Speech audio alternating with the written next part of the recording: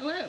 So you may be saying to yourself, you're looking at Peter, Sonia, you're looking at the study of Peter, but we haven't finished the book of Revelation.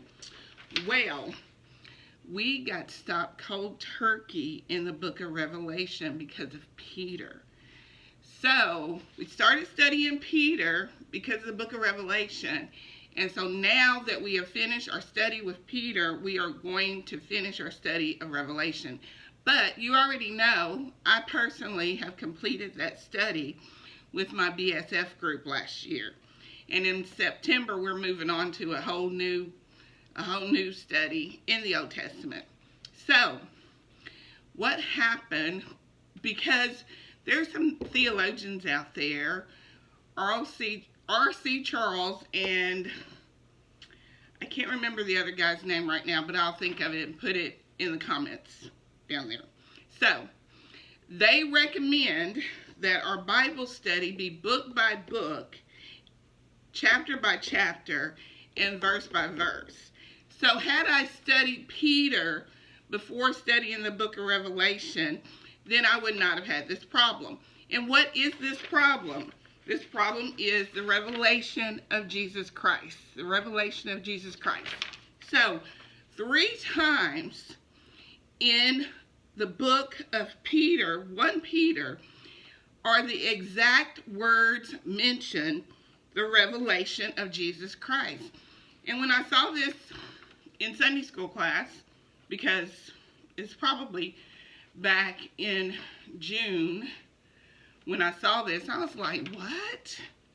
Those exact words, the revelation of Jesus Christ, the revelation of Jesus Christ, not 1 time, not 2 times, but almost 3 times within the first 7 or 8 verses of the book of 1 Peter.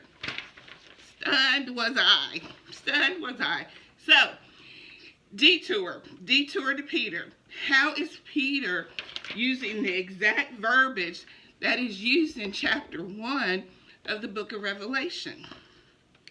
So, the book that I mentioned yesterday, that was written by a guy that is not in the same denomination as me, he says that Peter and Jesus were roomies.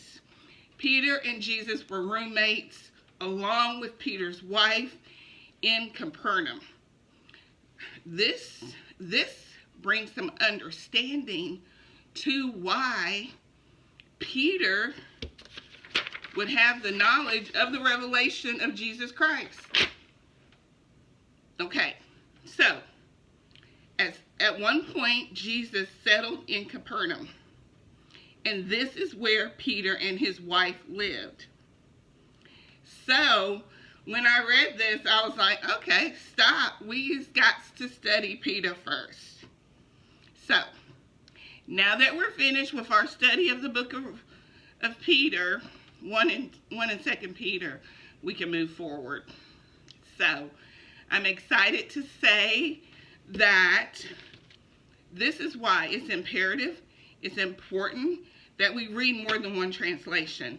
Because on my post today, I'm sharing with you that the word for word, the NASB 1995 version is a word for word translation. The ESV is also a word for word translation.